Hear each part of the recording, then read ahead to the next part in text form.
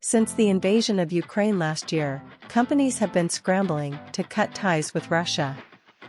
An FT survey found that companies lost €100 billion attempting to leave the state. The Kremlin seized Danone's and Carlsberg's assets last month. Putin is determined to profit from outgoing firms.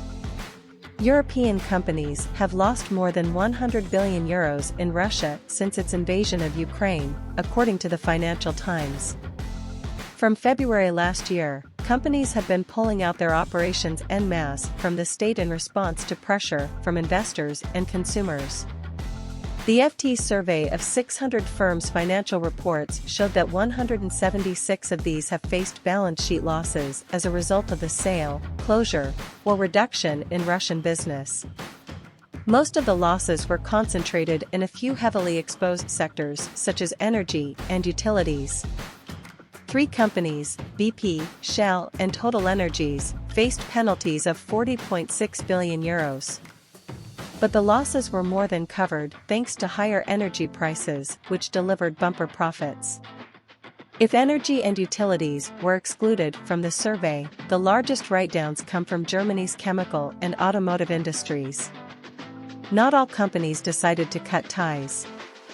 According to an ongoing Yale study, just over half of the 1,000 companies that pledged to leave Russia have managed to make a clean break with the country.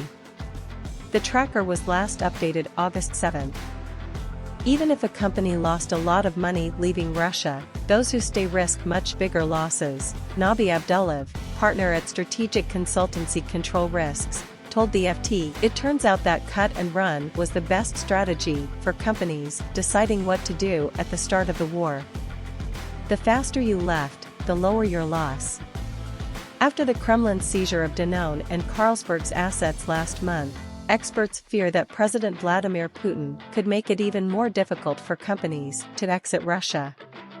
The state is in the process of approving a new rule that puts the Kremlin first in line to seize the shares of strategic companies whose shareholders exit the country.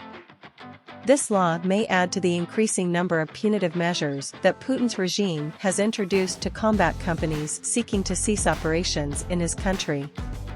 In December 2022, Russia started forcing those companies selling their assets to dispose of them at a 50% discount, leading to a scramble among domestic businessmen for bargain bin assets. A series of lengthy legislative measures have also curtailed the speed of companies' withdrawals.